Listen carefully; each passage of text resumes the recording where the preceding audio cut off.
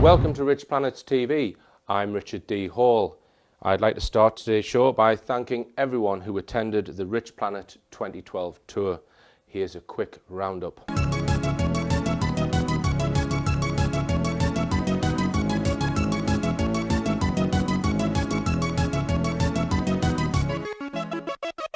Right, I'm at Barnsley, I'm at the Take Two Theatre. It's about 6:15. Starting the RichPlanet tour in about an hour and a half. So I'm just going to do a tour. This lady's going to be at the talk. Soon. I'm a big fan of Richard. Alright then. Right, I'm going to take the tour into the theatre. Academy Theatre, Barnsley. Reception. That's Jeff, who runs the place. Are you alright? Yeah. This is Steve, who's very kindly agreed to help out.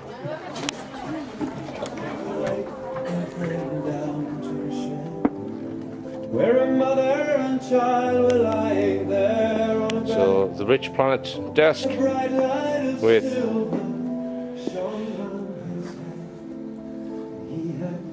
the bullshit button. That was bullshit.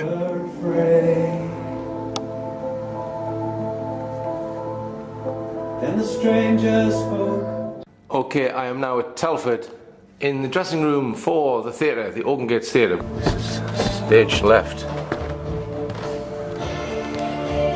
The massive screen at this venue.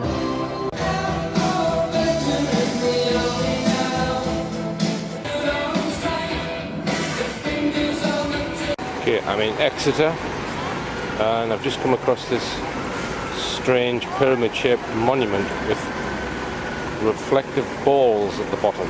And I'm at the Barnfield Theatre. This is the Barnfield Theatre in Exeter. Okay, I'm at the next venue now, which is the Cardiff Arts Centre. They've got a really good screen. I'll just walk back. And I've just finished setting up. And this is an old church, well, converted church. Is it a converted church? Yeah.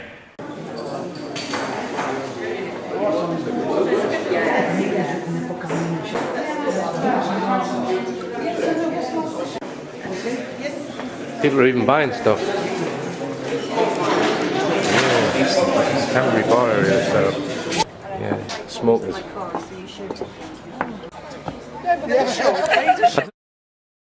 As always in London, there's loads of traffic. Well, 27 years. And they Even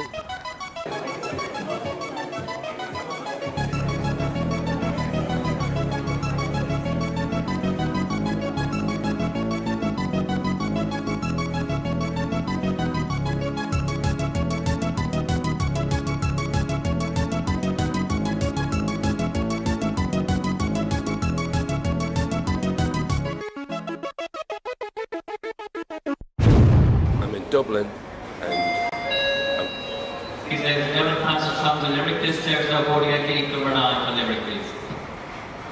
I'm going to see Maud Dib. I'm just waiting for my bus now at the Bus R Us bus station.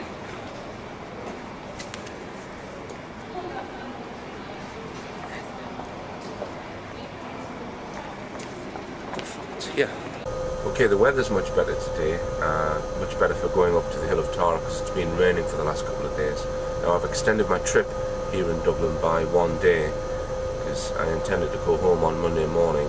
I arrived here on Friday night and I only came in the clothes that I'm wearing. I didn't have to bring any other clothes, so these underpants are starting to have a mind of their own. And not only that, I've got a hole in my shoe just to add to the trauma.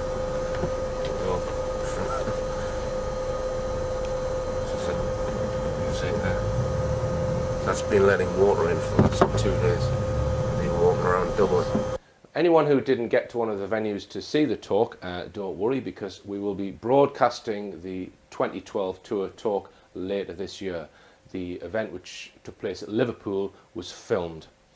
Now, on with tonight's show. I'd like to welcome back Anthony Beckett. Welcome, Anthony. Thanks, Richard. Hi.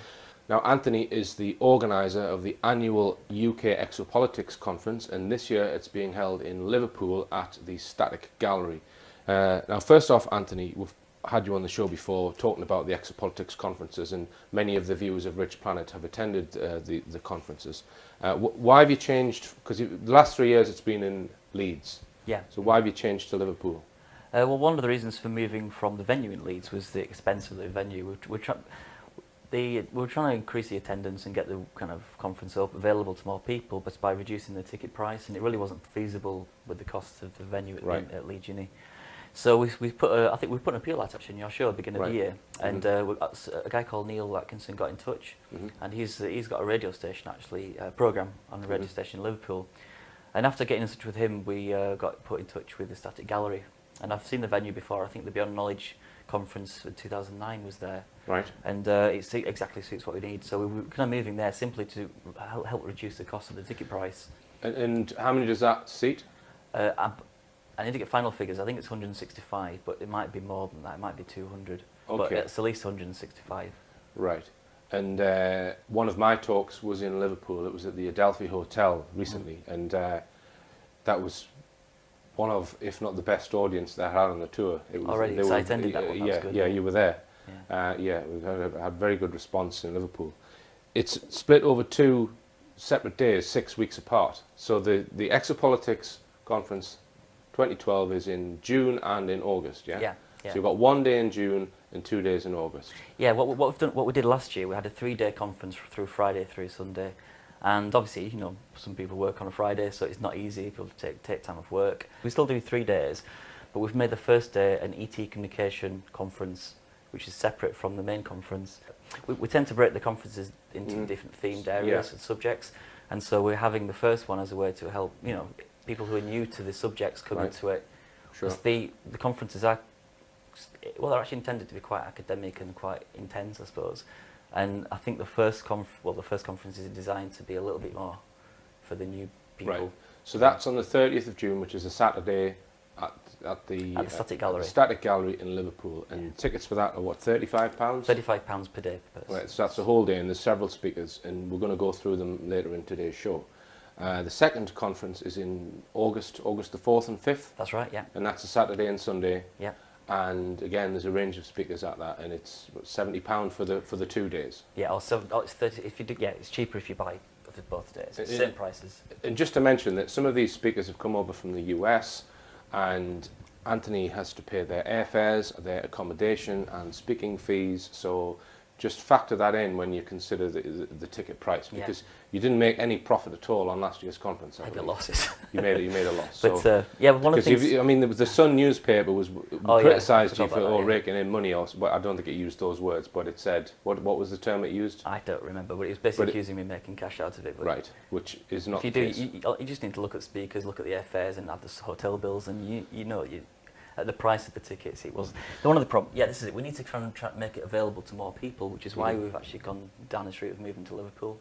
Now, if we just backtrack, because there might be people new to this, Anthony, who don't know what exopolitics is. Yeah. So just remind us what exopolitics means and what it's about. Well, there's various definitions, and one I tend to go with would be Steve Bassett's definition, which would be where exopolitics is defined as the art or science of creating policy, government policy or corporate policy, actually, when it relates to extraterrestrials and extraterrestrial events. So basically, any sort of communication, dialogue, or decision making, etc. Yeah.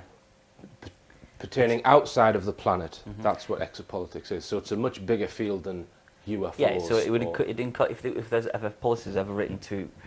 We might get to this with Nick Pope's article later, but when it comes to like preparedness, a government preparedness for a certain event would be, if that certain event was an alien invasion, then that would be exopolitics if your policy was defined around that. But I kind of broaden it out to mean corporations as well as government, because I kind of see it as being the same thing. Right. But also I broaden it out to mean not just ETs and extraterrestrial beings, but also the idea of, you know, us that are going out seeking or looking for life on Mars, for example. Yeah. Because Okay. Now, there's a recent article in the Daily Mail which featured Nick Pope. Nick Pope, for anyone who doesn't know, is the ex-Ministry of Defence UFO desk man who would look at reports from the public purporting to people who've seen UFOs, etc. Now, I mean, this article, well, let me just read it. Keep an eye on the skies for sources during the Olympic Games, warns MOD UFO expert. You know, they've stolen my old catchphrase there, keep your eye on the skies.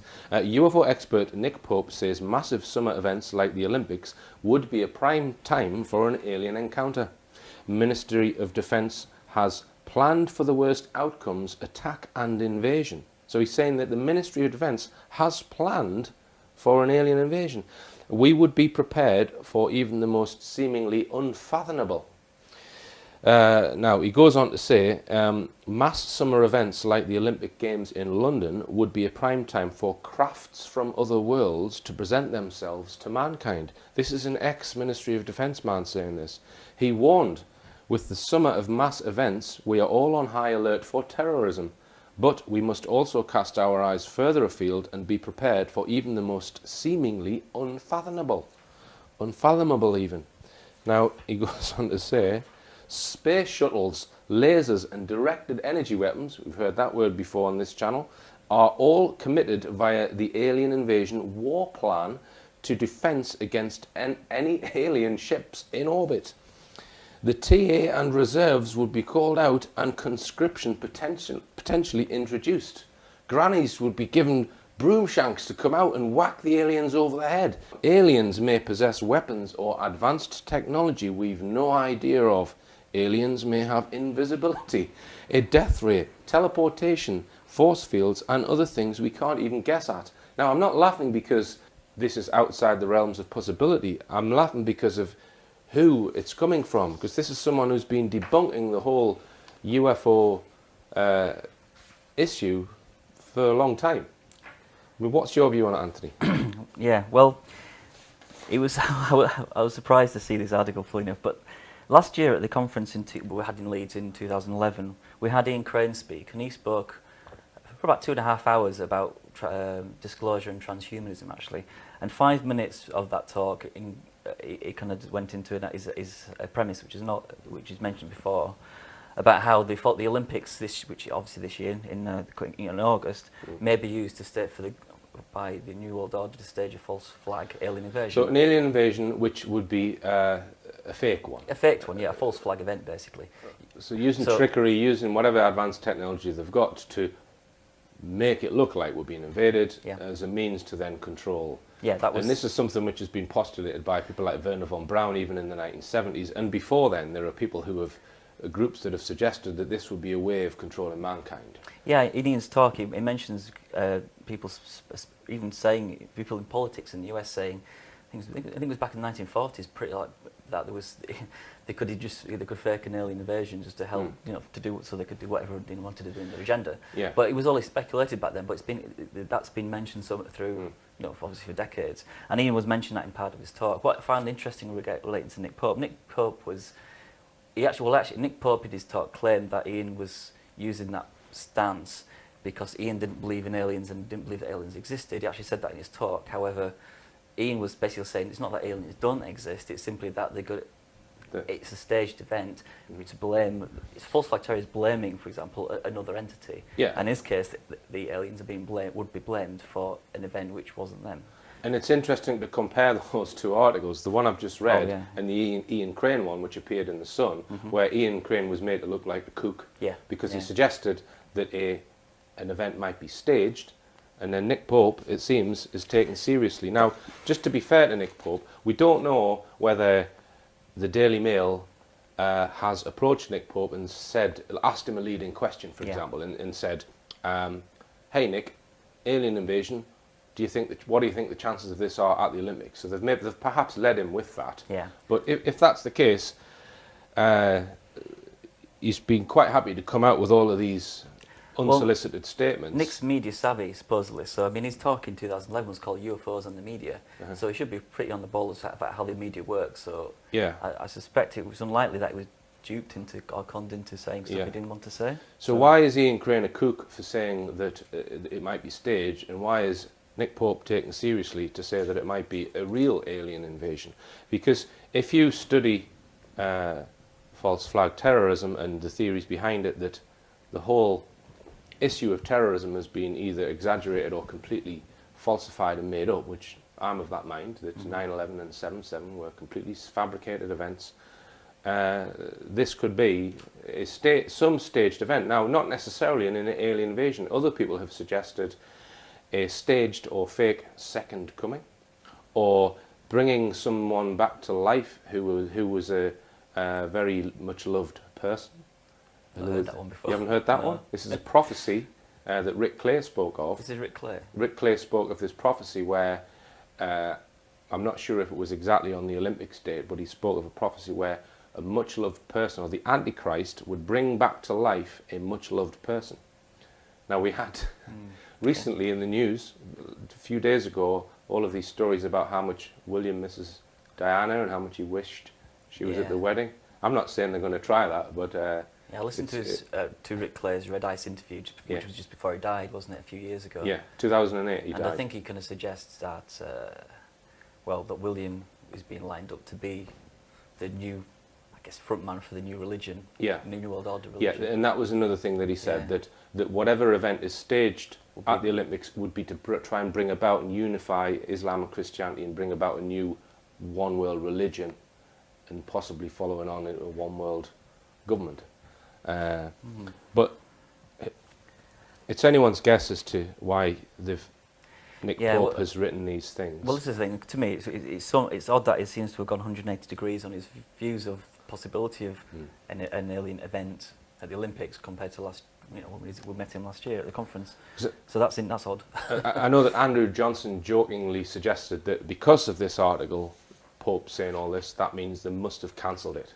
Yeah. Whatever they were going to try. Well, thinking Crane has another view. I actually saw on his. I hope he doesn't mind me saying this. Yeah. I'm going to read what he said and posted on Facebook. Yeah, this is from Ian Crane's website. Yeah, it was on his Facebook page yesterday. In response to the Nick Pope article, yeah. Yeah, it says, surely Nick Pope isn't trying to cash in on my 2007 forecast of a fake alien invasion being staged at the London Olympics. Of course not. Nick believes that the government never lies, so he's just trying to make sure that he's in the studio offering his expert opinion when the 3D holographics are being broadcast around the world as news. That was Ian Crane's position on that. Yeah. So, well, the thing is, Nick Pope is media savvy, so maybe he's just realised something over the last 12 months and he's just wanted to cash. I'm not saying cash in. That's his job, isn't it? To be fair. My opinion is just be prepared for anything, because these kind of events, if there is going to be a staged thing, they work best when they're unexpected and no one's had foresight of it. Yeah. So we could be all completely off the mark here. I mean, they're trying to encourage people to be vigilant against terrorism, but we just need to be vigilant across the board. Yeah. So. All right. Okay then, Anthony. Well, we're going to go for a short break, and after the break, we'll be talking about some of the speakers at the 2012 conference.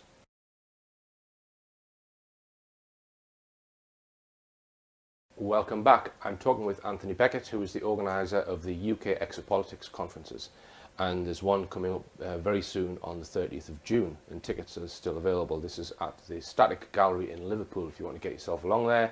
And I must start by apologising, Anthony. I know you put my name on the flyer as being the speaker, and I pulled out as a speaker, but basically because I don't feel that I have enough new information on this particular subject of ET communication.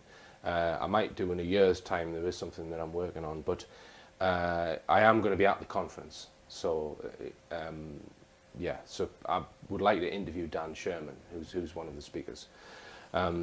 Now then, let's just look at the speakers and we'll go through them one by one. Okay, yeah. Tell us who we've got first. Yeah, well, the first event, which is on the 30th of June, which is the Extraterrestrial Communication Conference, that basically is broadly in line with the idea is like we're covering like the theme of ET communication, but the underlying question behind that is like is quite broader than just ET communication. I mean, I've used the term extraterrestrial, but it's generally understood that we don't just mean ETs. We're talking about potentially interdimensional. We don't really know. I use the term because it's people are familiar with it who don't know the subject, and it's been tailored towards people who are new to the subject. So what we start off with at the beginning of the day is a researcher called Miles Johnston, who's been one of your guests of your show. Yeah, I know Miles. And he's involved with the MASH project, which is the Anomalous Mind Management and Abductee Contactee Helpline. And so he's going to be giving us a lowdown of what that group have been doing for the last, I guess, few months. And he's been interviewing people who are experiencers and abductees. This is people who allege that they at some point have been taken or messed with in some way by an outside entity.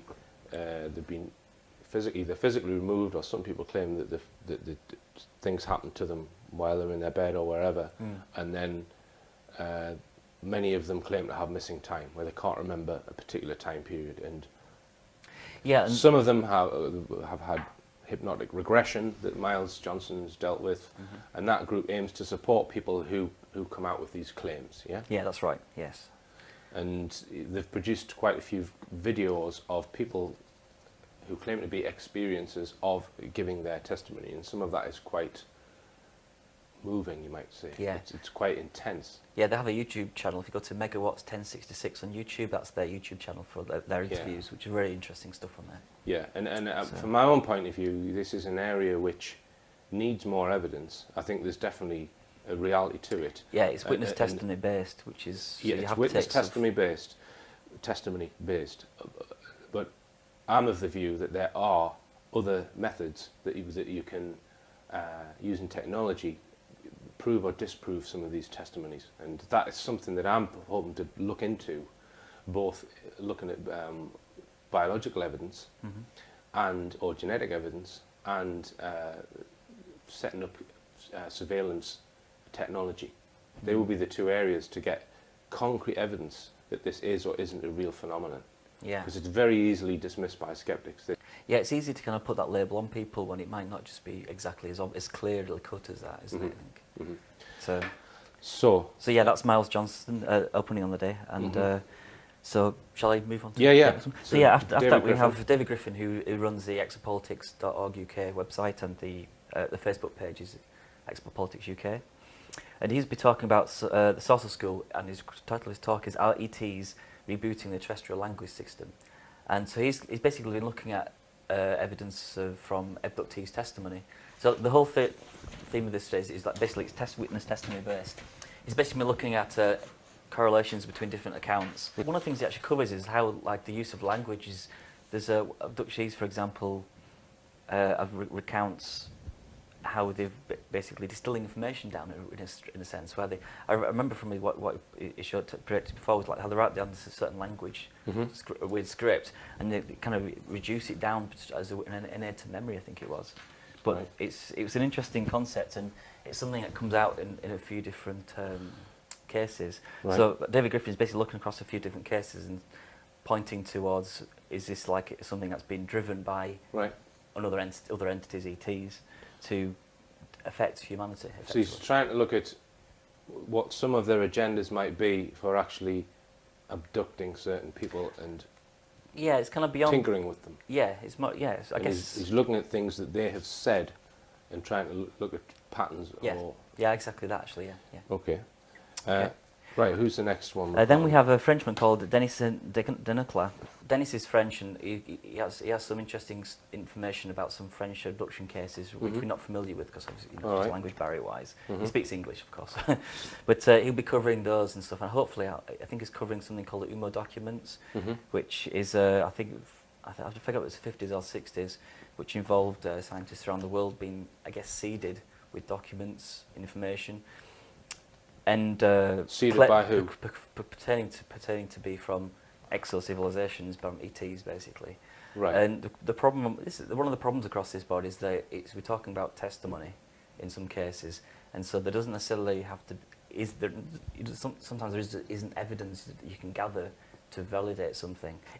What his research has led on to, like, determining what extraterrestrial civilizations look like and what communities look like and social systems, that kind of thing. Right. So the UMO documents, they were compiled by who? Do you know who compiled them? From what I understand, I don't think anybody really knows.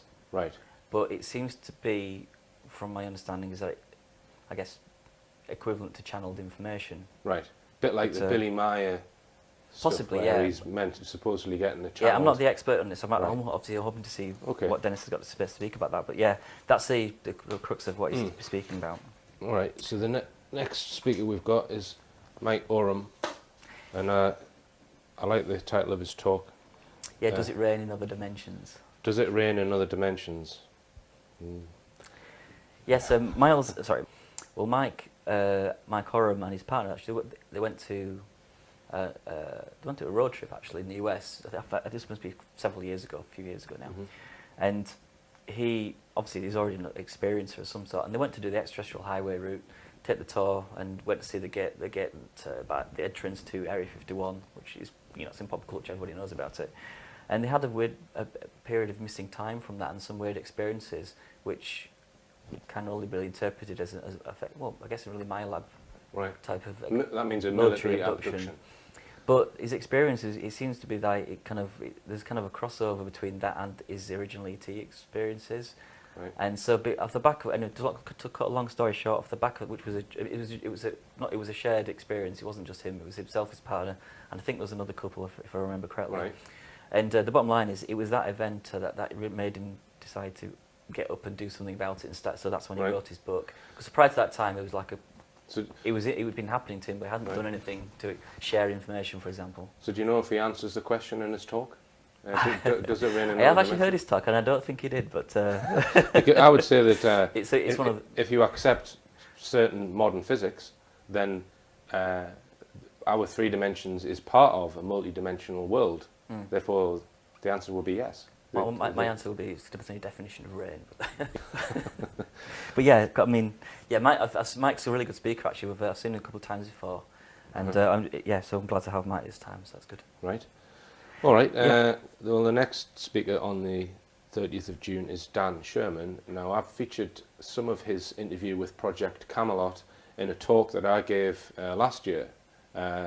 Now, his story takes quite a bit of explaining, but in a nutshell, he was in the US Air Force as a young man in the early 1980s. He was drafted into a secret NSA project, that's the National Security Agency, who are alleged to be the agency which deal with UFOs and other related subjects. He was then given special training in what he calls intuitive communications with this terminal, and he could communicate with this terminal without being connected to it. He could move things around. Intuitive communication was a term his bosses used when they were training him on the job. And he believes, due to certain information that once he was put onto a live project, that he was getting information via this method, and he didn't know where it was coming from, that information was pertaining to abduction information. But it's obviously there's a lot more detail to it than that. But basically, this is an ability that he said everyone has. It's just that his had been enhanced. Presumably, the ETs that had been working with the US government had given them this technology to enable them to communicate with this computer telepathically, but it also told them how to enhance this ability in him.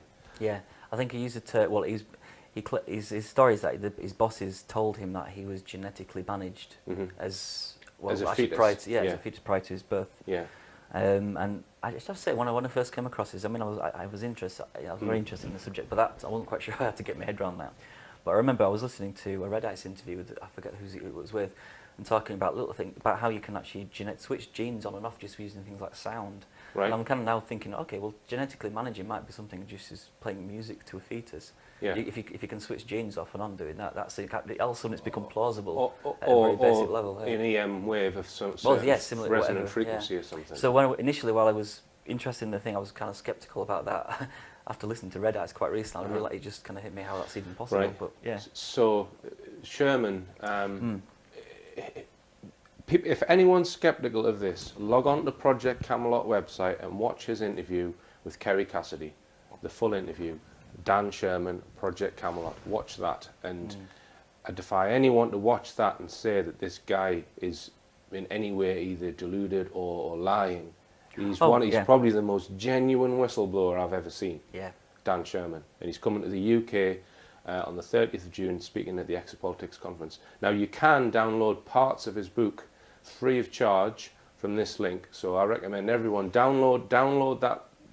As I say, it's free of charge. Download the first few chapters of his book and read that. It'll give you the background, and then get yourself along to the Exopolitics conference, as I say, on the 30th of June in Liverpool, because this guy is going to be speaking there. Yeah, that's good. So, I mean, what else can you tell us, Anthony? I mean, you've communicated with him. You've managed to get him to come to the UK. Well, we actually invited him to the conference last year, actually, to be fair, and he chose. Well, he asked if we could defer for a year, so which is why we've invited him this time. Okay. But he was invited to last year's.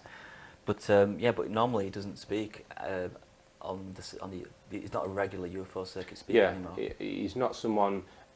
I mean, he has written a book, but it's not really something that he's profited from. I downloaded a free version of his book. I don't know where I got that from. I can't remember. It was a while ago. And one would imagine, assuming Dan Sherman is genuine, and I've got no reason to believe that he isn't. His story was never changed. It's fixed, and it's the way that he describes the security around the NSA base that he was involved with is extremely detailed. The fact that he was in this particular room and he was only he wasn't allowed to speak, and there was the security of getting in and out with the, I'm not sure if it was an eye scanner. And one would imagine that the information he's coming out with would be extremely sensitive. So do you know if he's had any obfuscation or people have tried to stop him from talking? Well, he said it in a way. This is not communication with me actually, but he said to in interviews before that he's only had two experiences where kind of weird stuff's happened, and one was, I think, where he was supposed to be. I think he was either just been on or he was going to do a radio interview at one of the main big radio stations in the US, and he was on his mobile to the producer, and as soon as straight after the call, he got a phone call on his landline saying, "Just do not do it." All right, so he was told not to do it. Yeah, but he doesn't. To this day, from what he says is that he still doesn't know whether that's legitimate or not. Right. So he, you know. Right. So any other? What you described as the security, yeah. Because of what he was actually doing in the projects was, taking information, typing it into receiving information. Yeah. There's no hard evidence of anything, which is one of the things when it comes down to this is witness testimony. So what this means for it's plausible deniability. Yeah, there's nothing he can take out of there which shows. Which is how they manage the project. They make sure that he's not leaving with anything, he's not coming in with anything. He's even given another job, so it looks like he was working in that job, not in this job. Yeah, so he doesn't even know where the facility is because he was in a blacked out vehicle every time he was taken there. Yeah. So all he can come away with is what he says. Yes, from that perspective. So they can deny it. Yeah, from that perspective, is kind of effectively it makes it harmless as right. As a whistleblower in a sense, but then. That's because we're a society where if you don't have a flying saucer in the back of a truck, then if he'd managed to smuggle the box that was reading his mind, connect with the computer, then he probably wouldn't be here. Apart from it was not physical. It was not a physical contact, was it? So they might not even, from my understanding, was it an actual device? Well, that it would have been access to. From having read his book, I would suggest that although he probably didn't see it, that he was interfacing with this computer and he was allowed to move lines up and down on the screen by humming tones mentally in his mind. He could move a line, right? Now, I would imagine that's not just a Windows XP machine he's been doing that with, that the machine has had some other device, interfacing device, which is possibly being given to them. Yeah, I suppose that's possible. But I mean, given what the nature of what he's describing, that it basically is an actual, an innate human ability that in him it just happens to be heightened. It's possible that you probably could do it with an XP machine because I don't think my understanding is that it's not strictly what's the word, technological.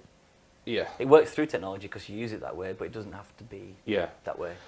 Yeah, an interesting question to ask him would be whether he was told. Because he said that everyone has this ability, which is telepathy, basically. That's what he's describing. And researchers such as Rupert Sheldrake that I've interviewed would agree. Yeah, there is such a thing as telepathy. It's just it's suppressed or it's just manifests itself in certain people. Yeah. But a good question to ask him would be, well, your ability was enhanced.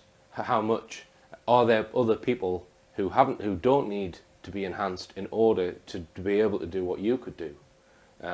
Because there are loads of people who claim that they've got some kind of psychic ability, and people like Rupert Sheldrake are trying to objectively measure and determine whether that's the case. Because I'm sure there are thousands of people who claim it, but can't demonstrate it. Yeah. But yeah. Yeah, there was one of the things that Dan will be talking about. It's actually, I think it was in his book, but he's going. One of the it was when it was told about what the project was for. He was basically informed that the reason they need to have these intuitive communicators was because of some impending planetary changes, which would apparently knock out all electromagnetic communications. Thus, the only way the governments around them could communicate with each other was through these intuitive that communicators. method. So yeah, so it's like a way of training people to be government psychics, basically, when there's no communication technology. All right. When I read that bit, I thought that could just be a cover story, because I would buy the fact that the information he was being given was information on abduction, and if you're going to produce an electromagnetic pulse weapon, for example, will knock out all electromagnetic comms for a period, but it won't permanently knock them out. It could damage certain chips, which would render them useless, and you'd have to make new ones. But a lot of military hardware have got electromagnetic shielding around them. Any important communications hardware. That'd be another good question to ask him. Did he think that might have been a cover story that they were? It could well be. Well, because then they don't have to tell them about the ET side of it. It could well be that the whole thing was contingency planning for an eventuality that might never happen now, because of like you just say. But obviously, you know, it's 20 years ago. Remember, it's 1985 when Joy signed up. I forget which period he was. He left in 83 signed up. 95 he left. So I guess around the 1990s is when he was doing it. I forget exactly when. So you know, technology changes. So. But it's interesting if that's true. Then it means that if there is psychic ability, then it doesn't use an electromagnetic carrier. It uses some other means of passing information. Yeah. Okay, well on that note, we'll take another break, and after the break we're going to talk about the August conference.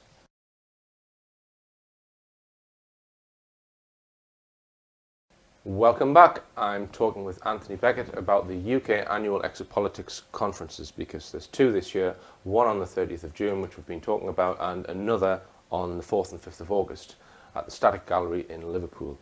Now, Exopolitics is the study of anything related to intelligences not of this earth, or policy towards extraterrestrials, UFOs, etc. Now, in the August conference, tell us who you've got speaking there, Anthony. We're starting with Andrew Johnson on the beginning of the Saturday, and he'll be talking. I've got down Dark Mission as his provisional title, I think, but he's going to be looking at what can be considered not the dark nature of the UFO as such, but the dark nature of UFO research, in the idea of certain researchers not quite working towards the...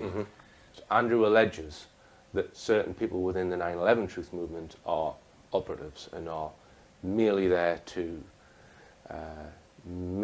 change people's perceptions of who are trying to get to the truth. And I would go along with him on many of those people that he's named. So he's going to do this a similar thing, looking at the UFO.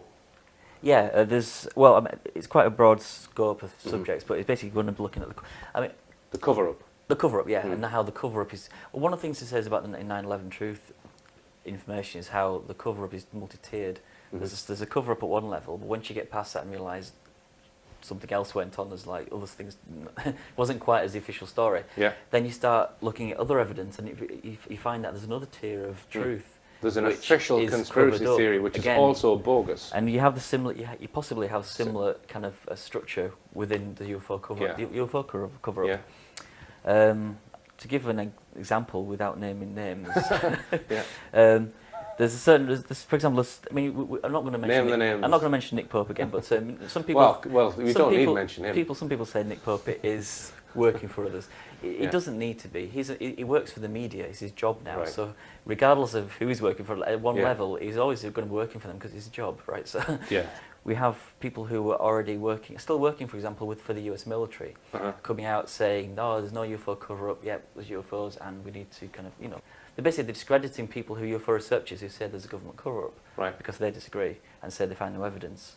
All right. And anyway, so anyway, I'm just going to be covering that kind of stuff. Basically, the bottom line is, there's ways you can actually suss out these people, and there's like a litmus test, really, and it's basically truth-telling. Whether it's telling the truth as they see it, or whether they're covering up. If they start covering up other stuff, then okay, you can't necessarily trust them.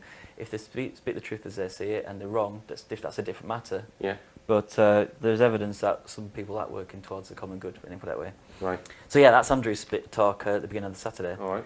And then what we have is 3 lectures, one film and then 2 lectures, all covering the animal mutilations phenomena. Right.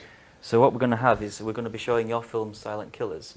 It was as an introduction to the subject, because I know many people will have heard about the phenomena, but won't know necessarily the details. Yeah, I mean, the animal mutilation phenomenon for decades has been linked to the UFO phenomenon, and I've spoken about this in my tour, and in 2009 I made a film with the help of David Caton, Phil Hoyle and Mike Freebury, who had a group called the APFU Animal Pathology Field Unit, and they researched cases of animals that basically are discovered with surgical injuries that no one can explain, no one's ever been caught, no one's ever been seen with this phenomenon, and there are people who have claimed to have seen documents in the Pentagon saying that this is an extraterrestrial phenomenon, that these animals, whoever's doing it, it's a non-human activity.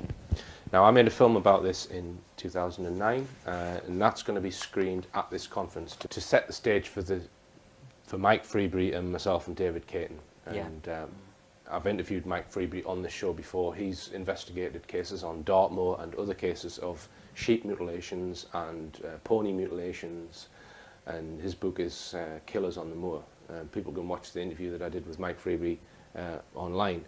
And then after that, myself and David Caton are going to do a joint talk about the animal mutilation phenomenon. David's currently researching the seal mutilations, which have occurred over between 2008 and 2010 in Norfolk, St Andrews in Scotland, and off the northeast coast of Northern Ireland. And people who think that the media has given a rational explanation for this, I can inform you that the person who's carried out most of the post-mortems on the seals does not know what is causing it. So don't believe what you see in the mainstream. All right then, Anthony. So after we've had the animal mutilation talks with Mike Freebury, myself and David, who have we got after that? Yeah, we've got a Canadian guy actually who've been wanting to get over for a few years now. I first met him, I think, in 2005 at the Steve Bassett's X conference. And he's a Canadian. He runs a website called Presidential UFO, which is about, he files in Freedom of Information requests to get information about what presidents have known about UFOs or spoken about, for example. And although the guy's a Canadian, but in this, when he's at the conference, he's going to be speaking about a different subject. Actually, he's going to be speaking about consciousness and mathematics, and is that the missing links? Right.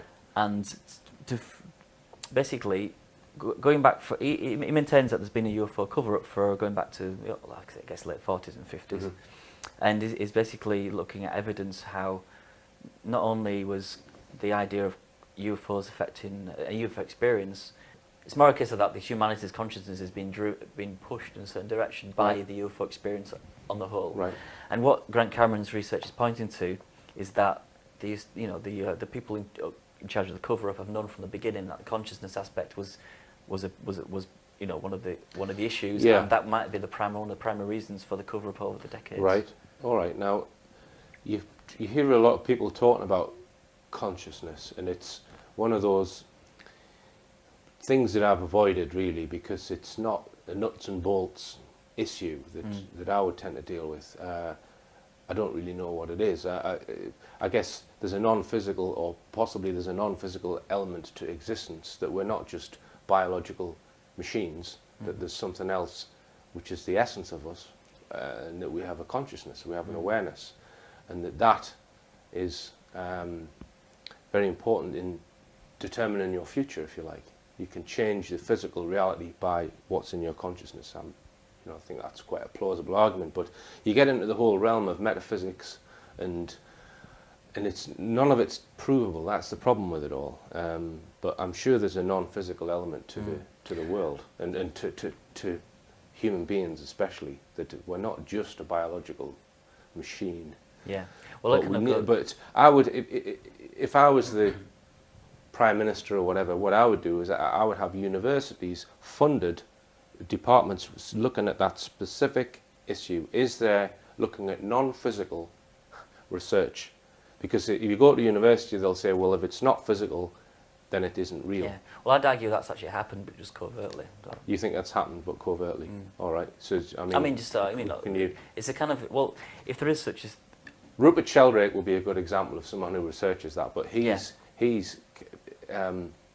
well, look at like the premise of remote viewing, and even what Dan Sherman talks about of intuitive communication.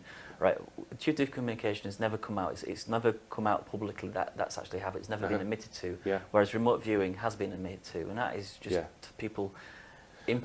These are other aspects of the same phenomenon. Yeah. Remote viewing, out-of-body experiences, near-death experiences, and they're all possibly part and parcel of the same thing. Yeah, this consciousness that the body is not just you are not your body. You are not just your body, basically. Yeah. Okay. Yeah. I see what you're saying. Yeah. There's more to you than, as I say, a biological computer. And you think that the arrival of ETs, let's say in the 1940s, they were able to connect with that non-physical element of people. There is and the government didn't want anyone to know about this. Perhaps. Well, it could well be for legitimate reasons. But if that's true, it could well be for legitimate reasons. All you need to do is look up pick up a copy of any random book that's like a New Age book on UFOs, for example. We're full of all sorts of stuff you can't verify. One of the reasons you stick to nuts and bolts stuff, and like when I put events on, I choose people who I can mostly verify. Sometimes you can't always do that. You don't always have the luxury of being able to verify every single detail. You have to just take that as, okay, this is testimony, and that level it would stand in court, because people's testimony stands up in court, for example. But when it comes to like the metaphysical side of things, well, it's been in UFO kind of law since the 50s, basically, since even contactee cases, for example, that this non-physical consciousness or awakening something is being going on. Now, I can't pin that down to a definition or even whether it's real or not, but hypothetically, if there are, well, we know that people are out there claiming experiences and writing about it and changing the course of the social direction, basically, because it's out there in the public domain. Well, if that was being driven, and if this happens to be true, and the military is all about, or the governments, for example, which are all about govern the mind, control, basically, that's the last thing they want. So regardless of whether it was true or false in the first place, if that's what the government or the military or the people behind the cover suspected was the case, it gives them, it's understandable that why they would actually consider looking at that and speculating that might be something we need to clamp down on, because we don't want people too free thinking, because we lose our control. Yeah. And so from that perspective, it doesn't actually matter whether it's true or false to be. I mean, Grant Cameron's research, for example, is evidentially based. It's all about, which politicians, which academics said what, said when, and collating the information and finding out what patterns are formed in that to get an idea of what direction they went in their thinking. Yeah, because people like David Icke and others will say that there is more to the human being than a biological computer, but they don't want people to know this, because it empowers people that they have knowledge of their non-physical side, and it's that's the real person. And he will claim that they're using a whole range of measures so people don't find that out, so that they can be controlled like a biological computer. They do not want this free thinking, as you said, people critically analysing or becoming aware that they're more than they think they are. Yeah. There's another side to this, and if you think about the the researcher Jacques Vallée, he wrote Passage to Marconi, Right, yeah. and I forget the title of his other books. Yeah. But he was, in fact, if you remember, I watched this the other day on TV. That was the Spielberg's Close Encounters of the Third Kind film. The French guy in that is basically modelled on Jacques Vallée, and in an interview I watched actually on YouTube, Jacques Vallée wasn't happy with Spielberg for portraying a character modelled on him who believes that it's all ETs and they're all kind of happy and friendly and this kind of stuff. Because Jacques Vallée just didn't buy it at all. I think the term he used was the messengers of deception. I think because basically the fundamental point was that through these abduction experiences that he was researching, he saw that there's something behind it. We just can't know what it is, and it's a bit naive just to accept it on face value that it's all good. So he was conversed. I mean, I'm not saying I'm taking either side of that. I just say I don't know. Well, just don't throw that one in there. If I just go back to what we were saying about Nick Pope in the Daily Mail, and that aliens might have these advanced weapons and they're going to possibly open fire and all of this. Really, this whole thing makes a mockery of that, because if you think about what any war is or any conflict, it's one group trying to manipulate and get another group to behave in a way that they would like. Yeah. So we were talking about the information war that's taking place with news and the control of media. There's a war being fought out on that level, and it's not firing physical objects at people with kinetic energy. It's a lot more subtle than that. It's about mind control. It's about influencing people. That's really the war that's at stake, and it's not necessarily the army. There are a whole load more, I would say, methods of controlling another group than just firing weapons at them. And I think to suggest that extraterrestrials, if they came here, would be engaged in that kind of conflict is simplistic. Yeah, I think you're right in that. If we start looking at this from that perspective as like what is the war that's being fought, then the first thing that happens in a regular conventional war, whether it's against Afghanistan, Iraq, or what, the first thing they'll do is send out flyers. It's an information war. They'll try and get people on side to their way of thinking. It's it's propaganda. Full spectrum dominance. Yeah, including the airwaves. But they use sheets of paper. Yeah. The written word is more dangerous, more harmful, harmful than the sword. But basically, they'll use information as a way to get to fight a warfare. Yeah. And is that what we're seeing now? Is this what this disinformation? Yeah, the actual article in the Daily Mail. It's you just don't know what to believe the motivation behind it is. It's difficult. Well, it's like you pointed out, the difference between that and in Crane's coverage in the Sun newspaper, which made him have to be a kook, but then you got Nick Pope talking about it, former MOD, therefore he must be legitimate, therefore I'd treat it with serious. It's just ridiculous. Yeah. All right. Well, then it goes into day 2 of the conference. And we've got Gary Heseltine. Yeah, we start off with Gary Heseltine, who's going to be giving us an update of we know what he's been up to recently. He's been doing some good work actually recently, because you probably saw him on this morning's TV he was program. On This Morning with Philip Schofield and Chris French was that was an interesting one. But on the second day, which is Sunday, August the 5th, we have David Griffin's back, and he'll be talking about the extraterrestrial dimension to the 1980s Falklands conflict. Now. Yes, so I don't know the full details of this, but you mentioned earlier, actually, we were discussing off camera. Yeah, well, when you said that, the extraterrestrial dimension to the Falklands conflict, what I think of is, in one of Timothy Good's books, he alleged to have intelligence telling them that there was an underground ET base underneath the South Pole. So that would make the Falklands possibly a strategic area if there is a secret base under the South Pole, which would mean that might tell you why Britain might want to keep hold of that island. Yeah, I mean that's from what David's told me. That I don't recall whether it was under Antarctica or whether it's actually just in the ocean. But that's what is. But there are alleged to be bases under the ocean in various locations. Yeah, so that's what David's going to be looking at that. And so next at the conference is Natasha Akimovich. The title of the talk is ET Hybrid Consciousness, and just to clarify what she means by hybrid, it's the idea that people who there's a testimony of people who claim to be abductees that they have when their experience when they've been ETs have shown them children, which and been told that that's your child. Yeah. And so the claim is that these are hybrid babies, part them, part ET. Yeah. But Natasha's and this is not uncommon, folks. Yeah, this is a lot of women who've been abducted or alleged to have been abducted report this very same thing, being shown babies and being told that this is your baby. And some female abductees, I've been in communication with one, she's had 19 miscarriages, right, and all in her sleep. And this has been so at a particular age of the fetus is a certain age, and she's had all these ET or UFO sighting experiences. What Natasha's going to be looking at, excuse me, is the consciousness implications of that phenomena, right, implied by the evidence. So the next speaker is Alan Foster, who's spoken before. Or from witness testimony-based stuff from what people have experienced, is going to project in towards what might actually be happening at the current times.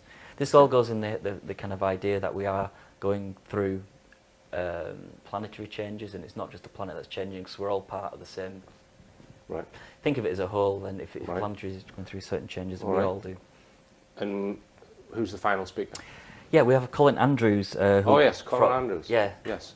So he's well. Do you want to say Yeah, a few words I about mean, Colin? I've communicated with Colin Andrews quite a bit, and Colin did a lot of research into the crop circle phenomenon in the early days, before people were going around with planks to try and diss the whole thing. And Colin has been throughout the last 30 years the world's leading crop circle researcher. So Most definitely, yeah. and he's a very objective guy. I've never met Colin Andrews, but I have exchanged quite a few emails with him. So I'm looking forward to meeting Colin Andrews at that conference. Okay, Anthony. Well, what's the website where people can find out details of both these conferences then? You can go to exopoliticsgb.com, and if you can't spell exopolitics, go to thisisdisclosure.com. It'll take you straight there. And the tickets are £35 per day for the June event, or £70 for the weekend, 2 days. or £40 per day for August events. All right, Anthony. Well, thanks very much for coming in and explaining the conferences, and I'm very much looking forward to attending both of them. So thanks We'll very look much. forward to it. Cheers. Okay. It just remains for me to say, believe none of what you hear and only half of what you see. I'm Richard D. Hall. Good night.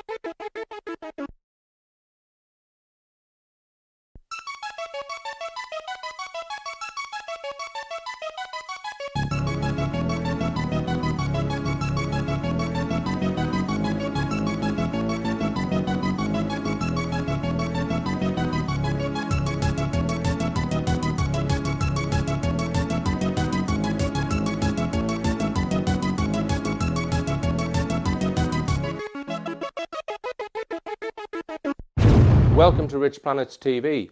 I'm Richard D. Hall. I'd like to start today's show by thanking everyone who attended the RichPlanet 2012 tour. Here's a quick roundup.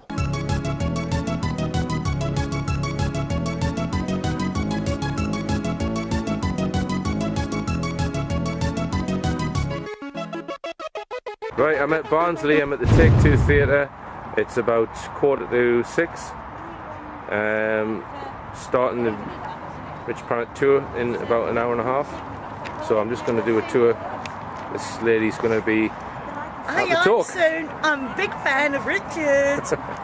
All right then. Right, I'm going to take the tour into the theatre. Academy Theatre, Barnsley. That's reception. That's Jeff, who runs the place. Are you alright? Yeah. This is Steve, who's very kindly agreed to help out.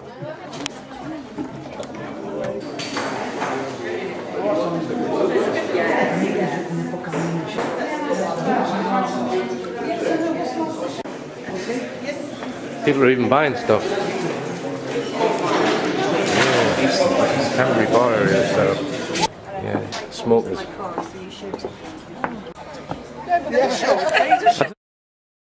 As always in London, there's loads of traffic. Well, 27 years. And they Even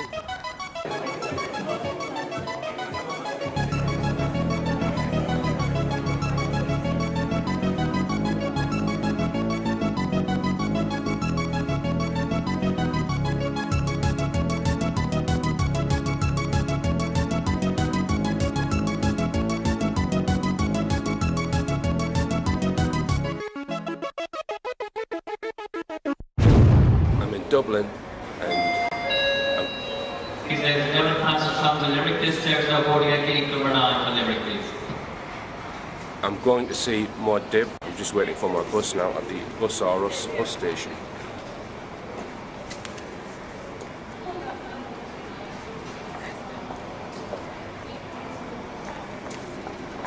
Yeah. Okay, the weather. And get the kind of conference up available to more people, but by reducing the ticket price, and it really wasn't feasible with the cost of the venue at Leeds Uni.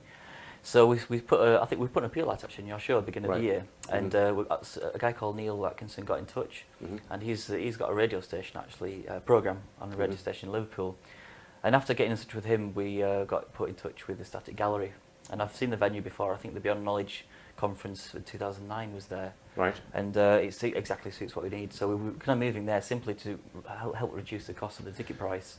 And how many does that seat?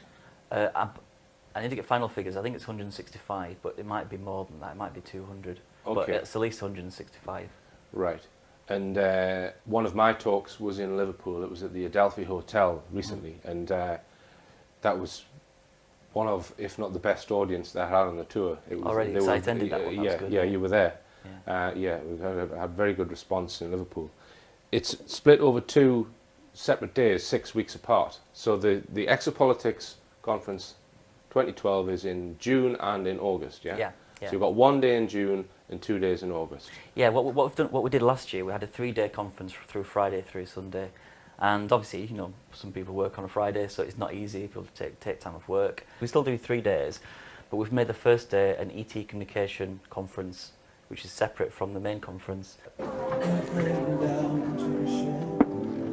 Where a mother and child were lying there on a bed. So the RichPlanet desk with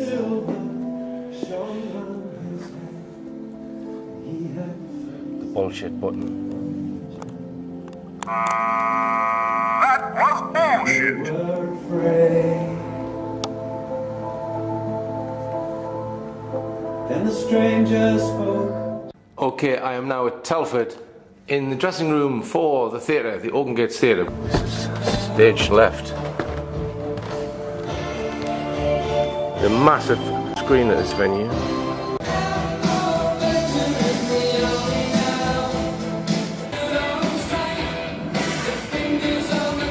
Okay, I'm in Exeter, and I've just come across this strange pyramid-shaped monument with reflective balls at the bottom.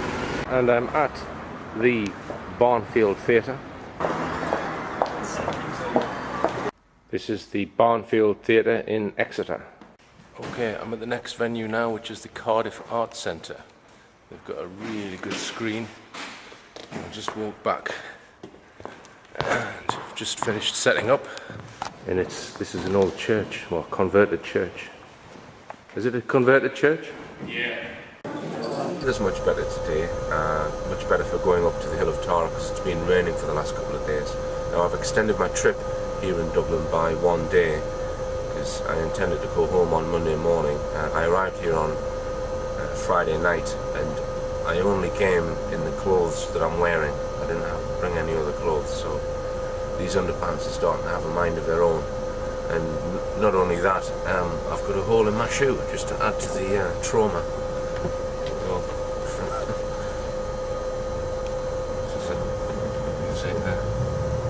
That's been letting water in for the last 2 days. I've been walking around Dublin. Anyone who didn't get to one of the venues to see the talk, don't worry, because we will be broadcasting the 2012 tour talk later this year. The event which took place at Liverpool was filmed. Now, on with tonight's show. I'd like to welcome back Anthony Beckett. Welcome, Anthony. Thanks, Richard. Hi. Now, Anthony is the organiser of the annual UK Exopolitics conference, and this year it's being held in Liverpool at the Static Gallery.